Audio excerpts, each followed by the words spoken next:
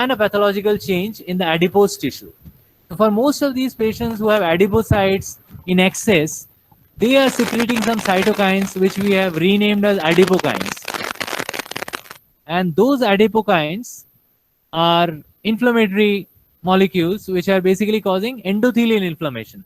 And they are going into even the, I mean, not only just the glomeruli, but even into the papillary circulation of the renal papilla. And that can cause necrosis. So what would again induce them to suddenly develop it acutely? It's most likely that it could be an infection or even drug induced. So yes, that is one important thing. And Divya is going to tell us something more, if possible, about renal papillary necrosis. If possible now or even later. Yes, Divya, can you? 45 here. Can't see you. Yeah, here it's problematic because we can't see all of you. We can see only a few people. And I'm not sure how to scroll so that we can see all of you. Okay, now Chitra has an opinion, but submucosal RBC from bladder would come down. Lead to burning, painful micturition. Yeah, I mean, any inflammation of the bladder would lead to burning, painful micturition. Inflammation can cause submucosal erosions and bleeding from there. So she did not give any history of any cystitis per se. Yes, so that's why we are more thinking about those RBCs that have come from the glomeruli. Yes.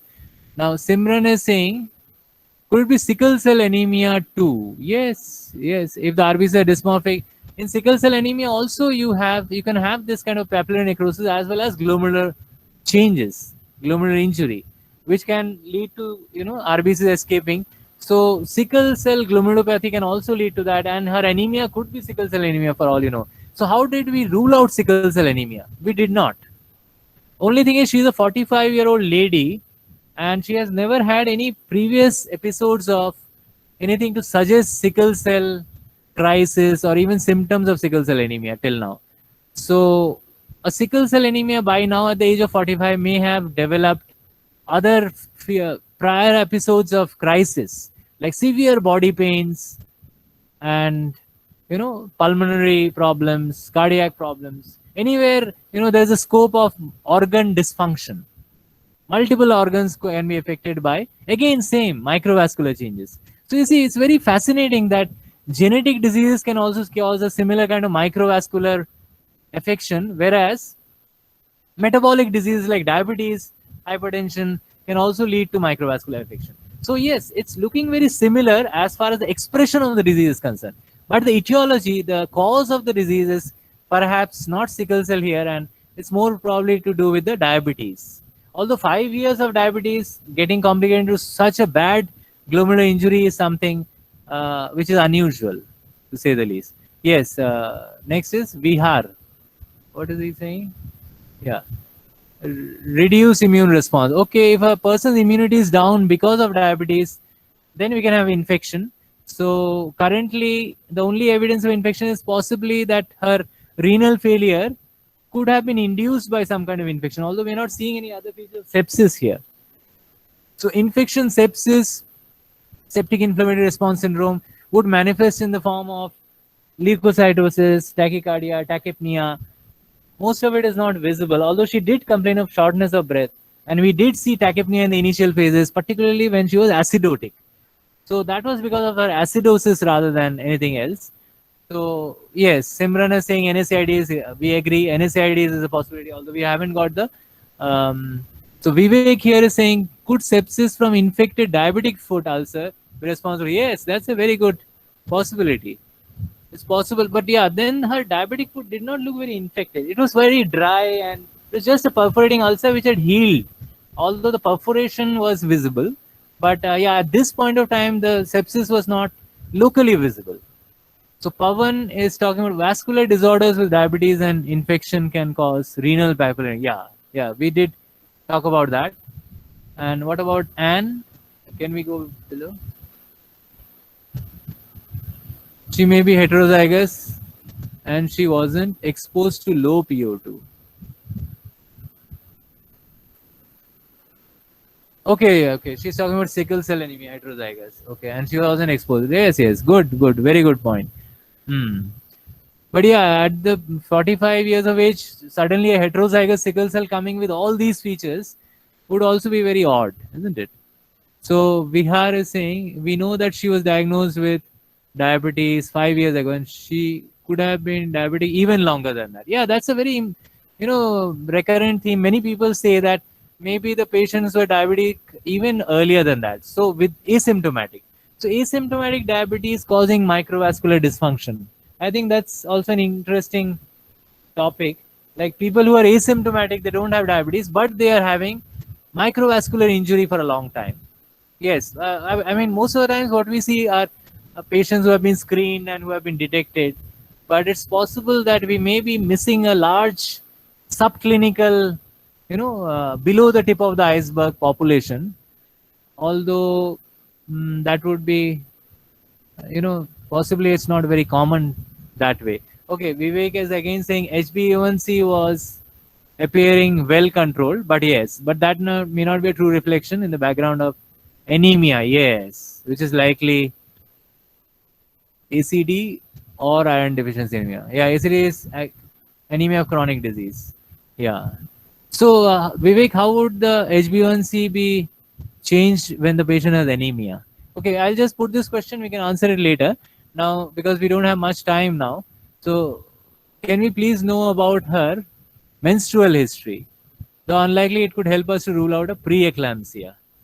Yes, Alekia, this is a question for you. Hmm? You have the mic? Yeah, somebody has the mic there. Yeah.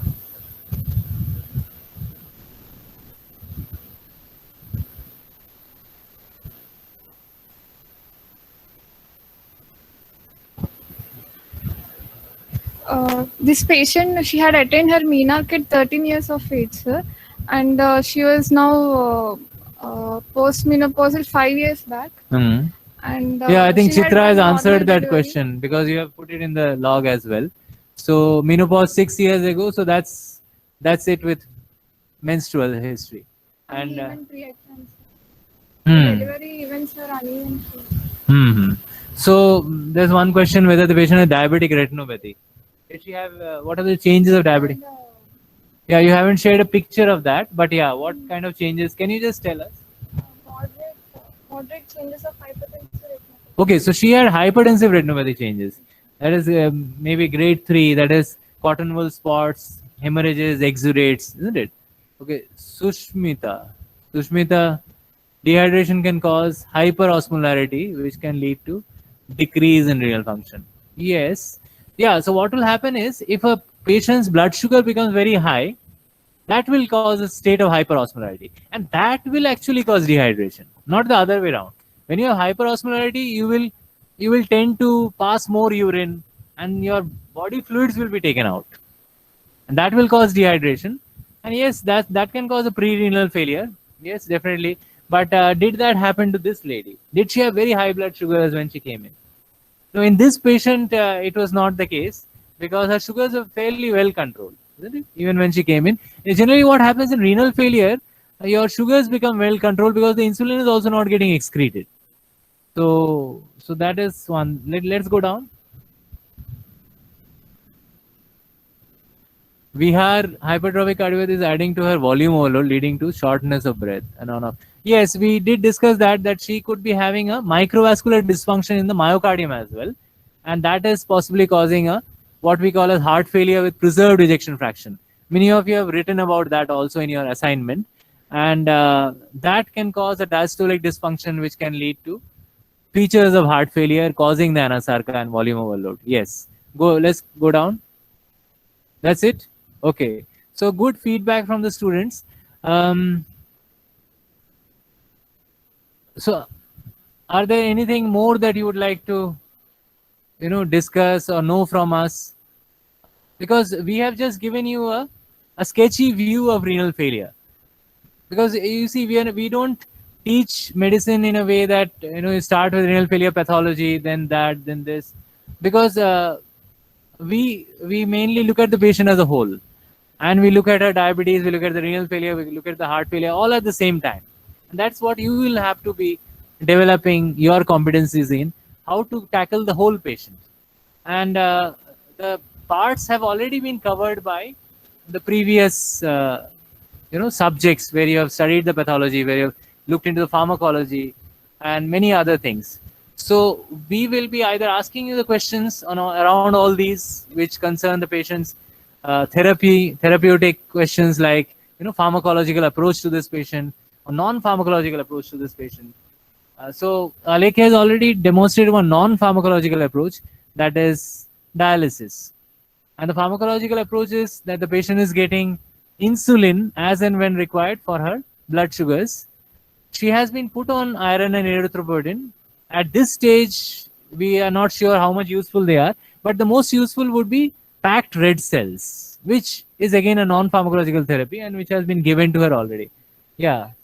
Yeah, so for every dialysis, we are giving a transfusion. So as you already know that one transfusion increases the hemoglobin by 1. So she will be getting, because of 6 hemoglobin, she might require 4 transfusions to bring it up to 10. And we will see how she fares after that.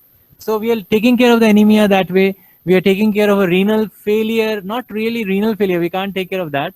We are just replacing the renal functions till if when her renal functions improve on their own. It's possible that the acute renal failure is jeopardizing her current renal functions, but slowly, her renal functions will improve with time on its own. There is no pharmacological or non-pharmacological approach to improve the renal function.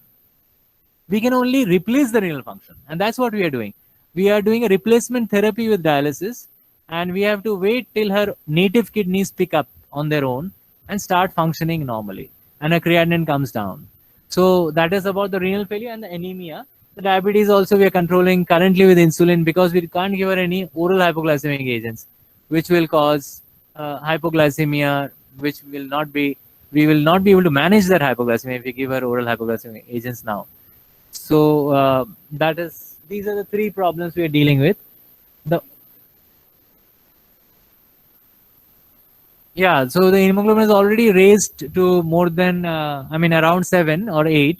So that part is settled. She is subjectively better in the sense that her edema has come down, although the renal functions will take some more time to come down. Yeah, creatinine has come down to 5. Yeah, so from a creatinine of 8, it has come down to 5, but then this is a false kind of a coming down, because we are dialyzing her. So every time the creatinine accumulates because the kidneys cannot excrete it, we end up taking out the creatinine and throwing it away, and again the creatinine reaccumulates till the kidneys become better to excrete the creatinine on their own. So dialysis is not really helping to bring down the creatinine. It is for the time being removing the creatinine. But till the kidneys start functioning, dialysis is just a replacement for her kidney, because of which we call it an artificial kidney. So we have packed a lot into this theory topic of renal failure, and because we have used a patient, and we hope that you are able to gather more and more theory in this manner, in a very fast manner, because you will need to cover up a lot of organ systems. So today we have just focused on nephrology, but there's so many more organ systems that you have to deal with. So although our focus was on nephrology and renal failure, we still dealt with different etiologies which can, make the kidney fail. Yeah, was a lipid profile done from Lakshmi? What would be the benefit of a lipid profile? Generally, I wouldn't really get it done, because, yeah, okay, nephrotic syndrome, the lipids may be high, and is there a role of, yeah, what was the cholesterol was 225, and yeah, HDL was 107 LDL. So yes, cholesterol was high. So is there a role of, one question here could be, is there a role of giving any anti